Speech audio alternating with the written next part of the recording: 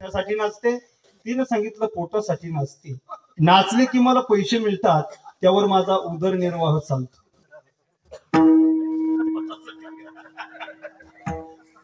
होतच ते। तुला जेवढे नाचून पैसे मिळतात ना, त्यापेक्षा अधिक पैसे आम्ही तुला देतो। फक्त एक काम करायचं, काय? इथून भंडाऱ्या डोंगरावरती जायचंय आणि तिथं भजन करणाऱ्या तुकाराम महाराजाला मोहपाशामध्ये अडकवायचंय। आम्ही तुला लागेल तेवढं बक्षीस द्यायला तयार आहे। ऐका बरं का महाराज मंडळीनं, एक वाक्य महाराज मंडळीसाठी ऐका।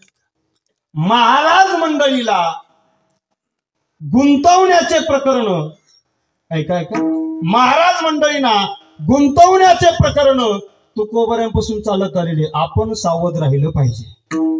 स्त्री नाचत नाचत निघाली, बिना गाण्याची नाचत होती। पाटलांचा बोला बोला रे, पाटलांचा आता तर नवीनच निघलं कच कच का, बिना गाण्याची नाचत होती ती। डोंगरावर पोहोचली, महाराजांच्या जवळ गेली, महाराज पाहायला तयार नाही।